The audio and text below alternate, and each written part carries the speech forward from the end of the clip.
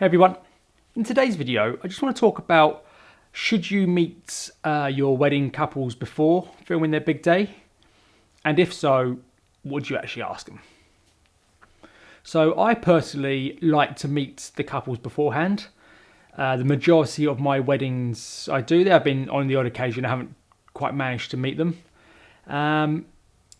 Especially if they're local, I like to meet them face to face if we can.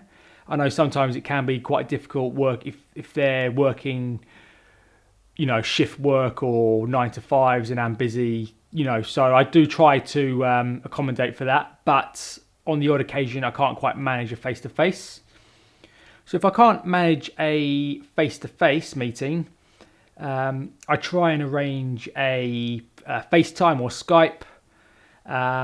Otherwise, it'll be a telephone conversation or just an email. And I actually prefer meeting them face to face than over Skype or FaceTime. I've had quite a few FaceTime calls, and I always tidy up the office beforehand. And it's quite interesting sometimes when you just, especially if they're waiting for their partner to arrive and you just got that awkward moment chatting to like one of them. And the reason I'm doing this video now is because I'm actually meeting a client tomorrow.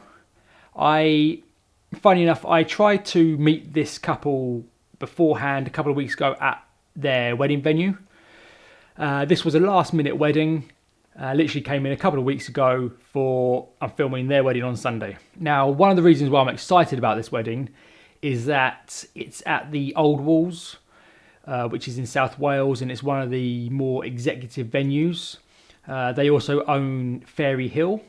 Now, I filmed at Fairy Hill a couple of times, but I've never filmed at Old Walls. But Old Walls is sort of their number one, their big, more expensive executive venue. Fairy Hill is also on the executive list, but it's sort of like the sister, slightly cheaper compared to Old Walls.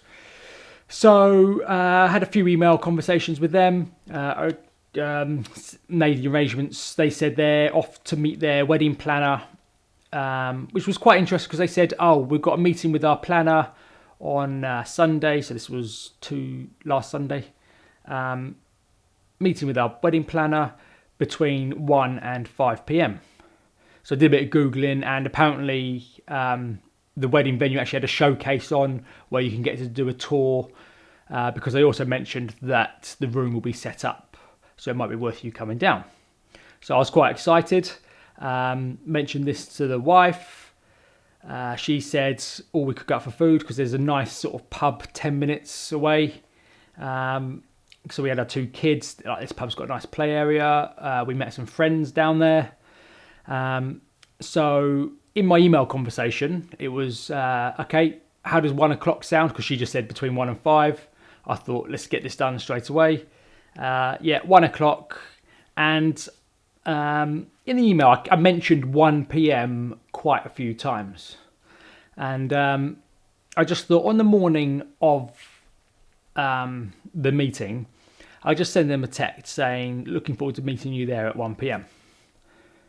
As 15 minutes away, so 1:45, I get a text message saying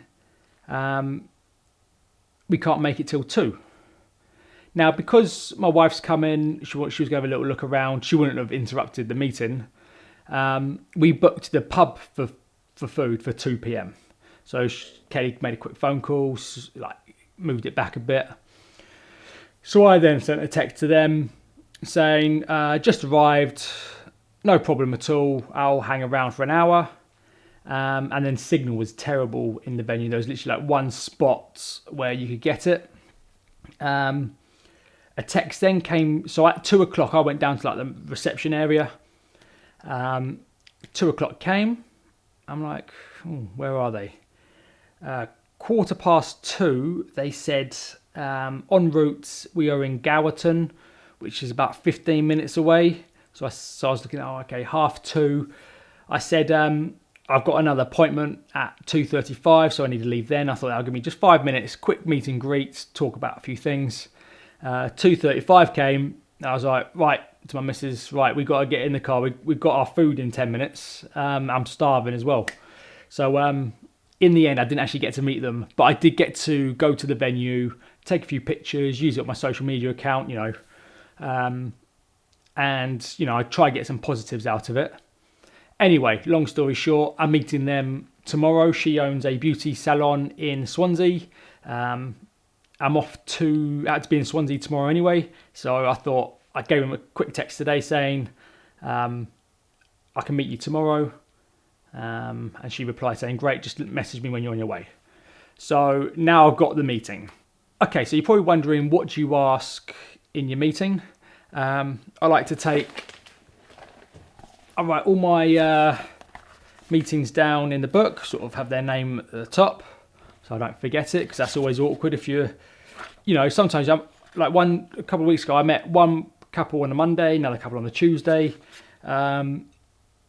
So yeah, I'll actually open one of these now. So I always write their name at the top, their address, just especially if I'm meeting them at their house, just so I sort of know where I'm going to. But then I reference that just to double check that for when I deliver the USB stick. Date of their wedding and the ceremony time. They're like at the top. So I just double check them. Right, so this was like so it's the 22nd of June. Yeah, they're like, yep. Ceremony's at 4 p.m. Yep. So that leads me nicely onto bride prep. I know some wedding videographers like to, and photographers say, I'll get there 2 hours before ceremony, which is enough. Nice, kind of gives you a bit of an estimate on what to film. But I've actually got a little bit of FOMO, fear of missing out. And I always like to capture everything, basically. So I basically ask, okay, what time is hair and makeup arriving? Sometimes they do it themselves and then we arrange a time to meet. So I always try and get there when hair and makeup arrive, as long as it's not too early. If they're saying 6 o'clock and the ceremony's not till 12, I'll be like, right, maybe I'll meet you 8:30, between 8 and 9. If I got there at 9, that's 3 hours before ceremony. That's plenty of time to get the shots. So yeah, talk about bride prep, what time that's happening, and then discuss what time I'll be there. Which is the most important bit, because you don't want them going, where's the videographer? Where's Nick? I always ask the address of bride prep. So if it's at their house or at the venue, or another location completely. And sometimes, you might have seen in other wedding films, you might do it yourself. Sometimes they do a dress reveal to their parents or to their dad. So I always ask this and try and get an arranged time if it's going to happen. So let me go back to my book here. So when I met Laura and Sean, Sean was working but met Laura and her mum. Ceremony was at 4 p.m. I asked her, are you doing a dress reveal to your dad? She said, oh, great idea. Didn't even think about it. So I said, right, I need a bit of time. Literally, the church was only 5 minutes from their house. I said, I need about half an hour set up before. So if I leave at 3:30 to get to the church for 4, that'd be great. They said, yeah, no problem. We can do a dress reveal at 3:15. Now, on the day, 3:15 came and went. And the dress reveal was more like 20 to 4, which still gave me sort of, by the time I filmed a few things afterwards, got in the car, gave me 10 minutes, but everyone had parked outside the church, and I had to park a little bit up the road, grab all my kit, and I was literally sweating before this church service. Anyway, but that's what I like to arrange with them, sort of bride prep, groom prep, depending on which package they've got with me. So on my platinum package, I have a second shooter who I get to cover groom prep. So again, if they're having it, I'll say, arranging a time and location so I can let my second shooter just go straight there. I don't usually need them to me before. Sometimes on my gold package, if they're all getting ready to set at the venue, I can cover both groom and bride prep, so I discuss that. And then if this is where each wedding gets a bit different. So obviously they got married at a church, and then they went to their reception, little hotel called Blanco's. So I sort of try and get an estimate time they'll be arriving there, location of it. Are they having a photo shoot with the photographer? Because I like to tag along. I have heard stories of some photographers saying to the videographer, no, you can't come along. I've never had any problems with the photographers I've worked with, get on with them really well. Most of them I had on Facebook anyway, sort of Facebook friends, and then I tag them once I put the highlights video on there. So I like to ask if they're doing a photo shoot or want one. If there's any issues with the photographer, and sometimes I say I just need to take 5-10 minutes of your time afterwards. And again, they're like, no problem. And then I sort of just film everything that's happening at the venue, but I like to get some certain times in, which they never stick to. But that is what time's your food, speeches, cutting of the cake, first dance, evening guests arriving, like all the times of the day. Then I also like to know sort of how many guests they've got in the day. Just gives me, so I can just estimate it. And it helps if they are big numbers. If I'm doing anything with a drone, I can abide by drone code, and it's never been over 150 people, but it's just things I like to ask. If they haven't, because I like to meet them about 6 weeks before, and full payments about rest of the outstanding balance is due 6 weeks before. I just remind them that payment is due. And then I talk about style of music. So like I mentioned before, I've got a sound stripe, which they're all happy with.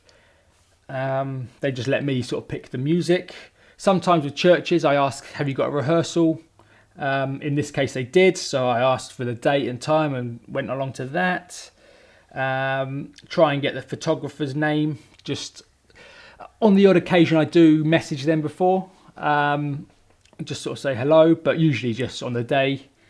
And then, especially if it's a church, I sort of go through, do you want all the hymns and everything like that? Just so when it comes to the final editing of the video, I know what I'm doing. I know what they want, no hymns. Right, that's easy then. Don't have to worry about putting an extra 10 minutes of hymns in of people who can't even sing them. So they're the sort of like things I like to finalise for their final like feature film.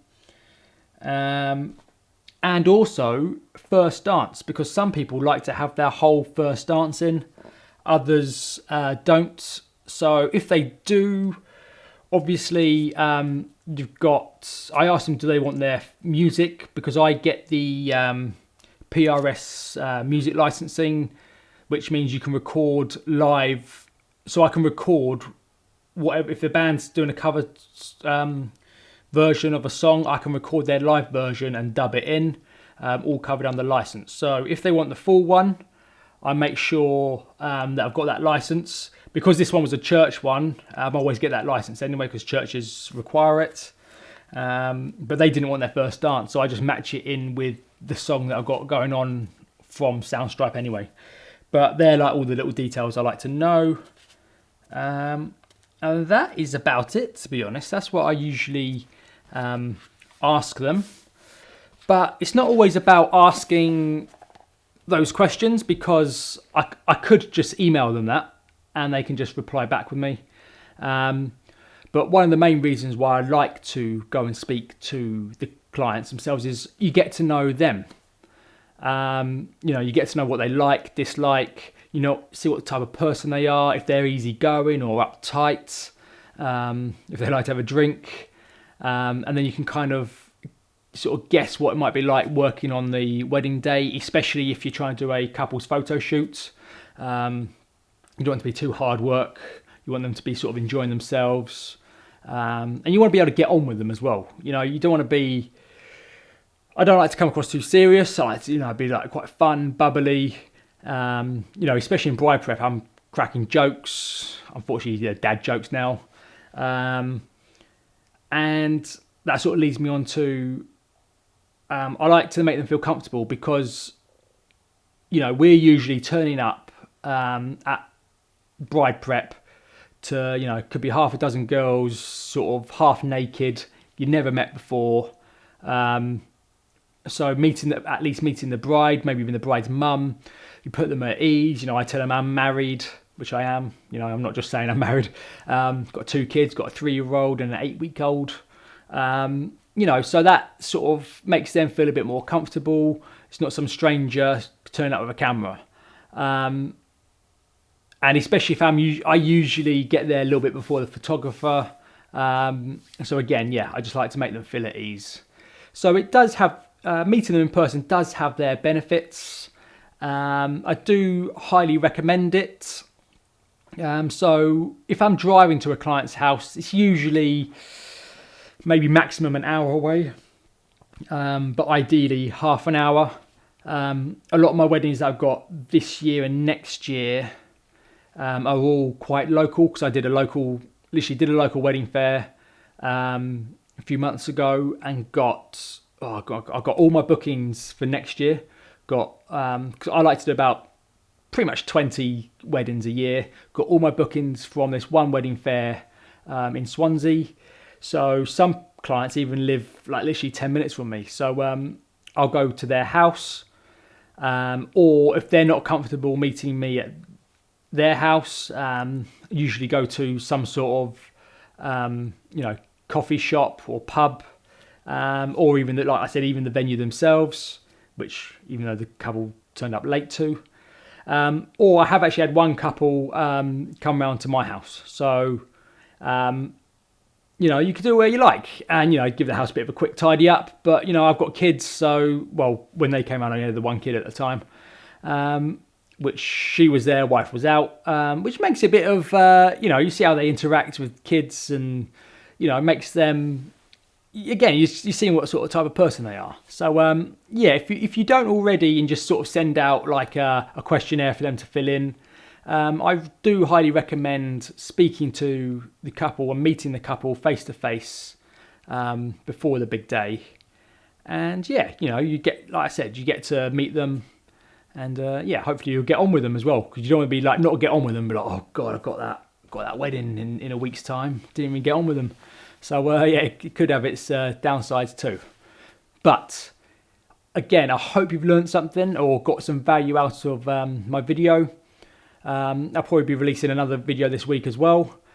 If you haven't already, please hit the like and subscribe button, and I'll see you in the next one. Bye bye.